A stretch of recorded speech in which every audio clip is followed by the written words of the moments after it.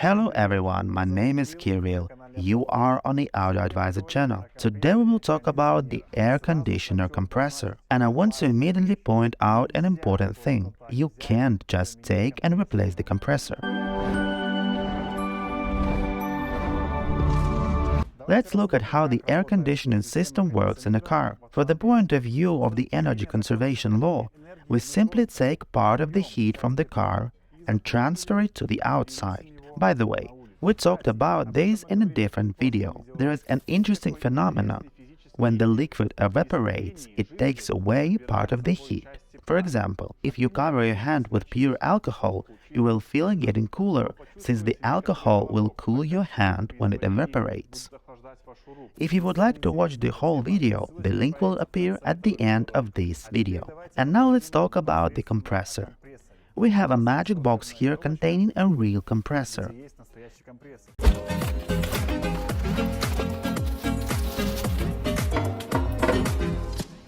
It's a so-called reciprocating compressor with a magnetic clutch.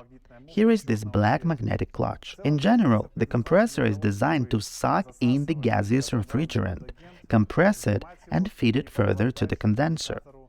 This is the so-called piston or reciprocating compressor. The AC compressor is driven by a belt attached to the internal combustion engine's crankshaft. The belt is put on this black pulley. The pulley itself is mounted on a magnetic clutch, as I said earlier. When AC is turned off and I rotate the pulley, the compressor shaft itself does not rotate. Here you can see this shaft, which is marked with a green paint. When voltage is applied, the current passes through the magnetic coil of the clutch, which generate an electromagnetic field, and then the drive disc and the belt disc are tightly attached, and the torque is transferred to the compressor shaft and it's spinning. As I said earlier, this is the so-called piston compressor, because there are 7 movable pistons inside the compressor housing itself. So let's slowly move on to the diagram and put the compressor aside. Let's draw the compressor housing like a rectangle. So the compressor has a shaft. It is mounted on bearings, for example, like this.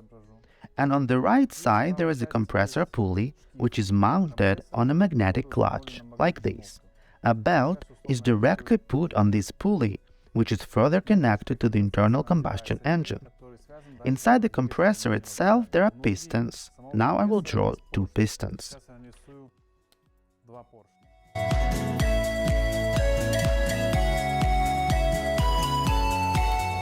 This is the piston 1, and this is the piston number 2. They reciprocate in this way inside their respective chambers. This is the first chamber, that is red, and the second chamber. These pistons are very similar to the pistons in an internal combustion engine. They also have this cylindrical shape. Inside the compressor there is also a so-called swash plate. It is rigidly connected to the shaft of this compressor and rotates with it. Our pistons are directly connected to this plate. Now I'll draw this diagram only with the swash plate so we can understand how the pistons move inside the compressor.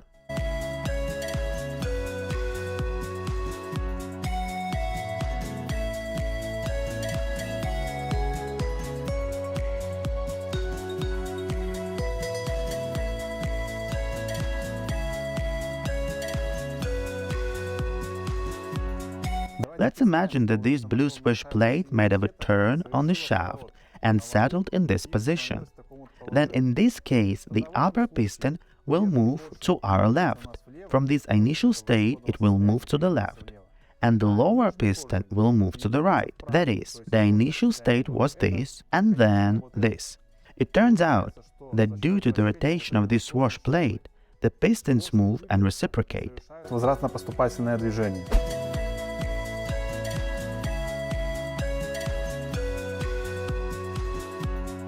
Also, the compressor has the ability to perform a suction stroke and compression.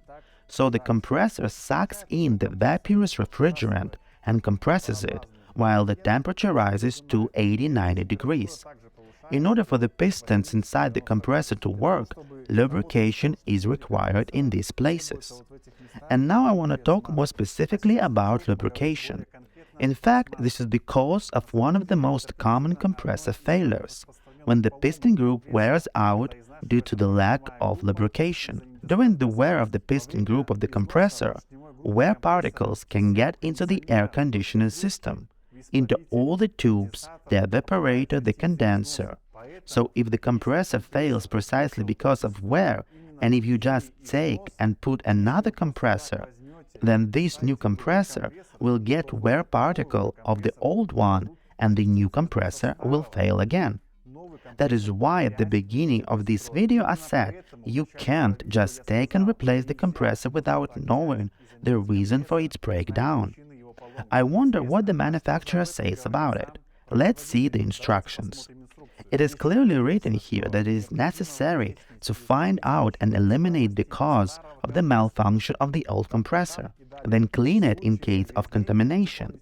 But who of us reads this instruction if you can just watch the AutoAdviser channel? I also want to add that in some cases, flushing the system is impossible, so be sure to specify why the previous compressor failed, what broke down, and what to do next. Another characteristic malfunction of the air conditioning compressor is the failure of the magnetic clutch. When the compressor does not turn on, this can be determined by a characteristic click. That is, when the clutch works and you turn on the air conditioner, you can hear a characteristic click. If this click does not occur, then the clutch has probably failed. Compressor bearings or seals may also fail. In this case, these bearings or seals can be replaced.